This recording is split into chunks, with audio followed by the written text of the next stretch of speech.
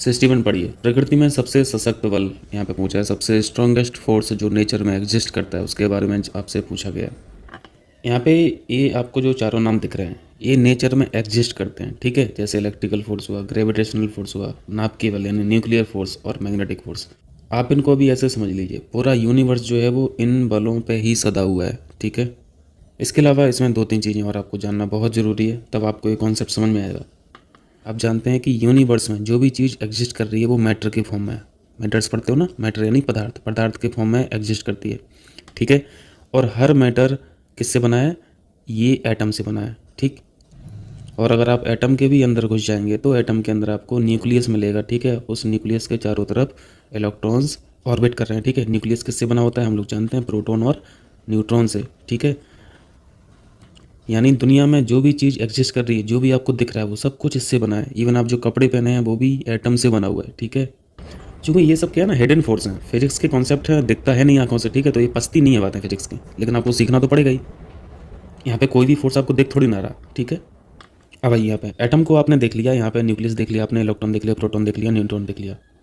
अब आपको यहाँ पे ये देखना है कि न्यूक्लियस के अंदर, न्यूक्लियाई के अंदर ये जो प्रोटॉन और न्यूट्रॉन है ये अलग अलग क्यों नहीं होते हैं, ये भाग क्यों नहीं जाते हैं, ये एक दूसरे से बंधे क्यों हुए हैं, ये बाइंडिंग नेचर में क्यों है? ये सिर्फ और सिर्फ एक वजह से है, वो है न्यूक्लियर फोर्स की वजह से, ठीक है।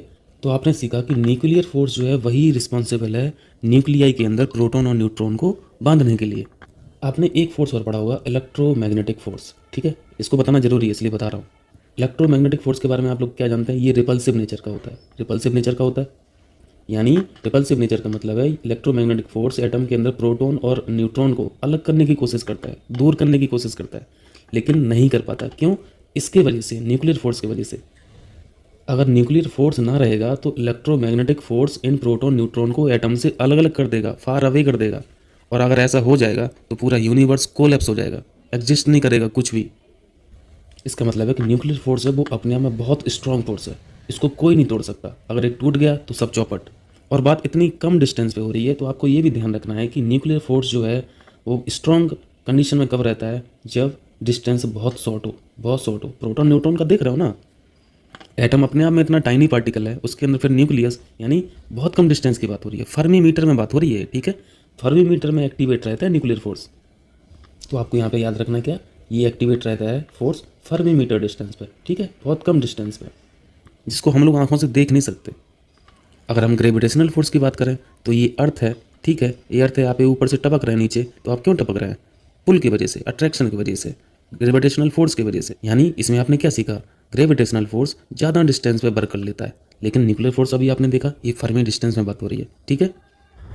और कोई फोर्स कितना मजबूत है कितना कमज़ोर है ये इस बात से मेजर किया जाता है कि उसकी प्रोटॉन और न्यूट्रॉन को बांधने की क्षमता कितनी है, ठीक है। तो आप अभी जाने कि न्यूक्लियर फोर्स की जो क्षमता है प्रोटॉन और न्यूट्रॉन की बांधने की वो सबसे ज़्यादा है, ठीक है। जितने भी नेचर में फोर्स एग्जिस्ट कर रहे हैं, हिडन फोर्सेस एग्जिस्ट कर रहे हैं, उन सभी में सबसे ज़्यादा क्षमता प्रोटॉन और न्यूट्रॉन को बांधने की न्यूक्लियर फोर्स की है, ठीक है। इसलिए सबसे मजबूत फोर्स कौन हुआ? Nuclear force.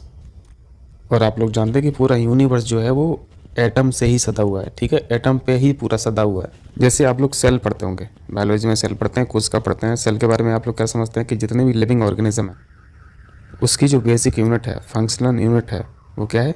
वो सेल है, कोशिका है। कोशिका ही नहीं रहेगी तो लिविंग ऑर्गेनिज्म कहाँ रहेगा? ऐसे ही आप एटम को समझ सकते हैं, ठीक है, ठीक है। यूनिवर्स को सस्टेन करने के लिए जो बेसिक यूनिट है वो एटम है, ठीक है। और एटम को एटम के फॉर्म में बना के कौन रखा है? Nuclear force. इसलिए न्यूक्लियर फोर्स सबसे मजबूत होने के साथ साथ पूरे ब्रह्मांड के सर्वाइवल के लिए भी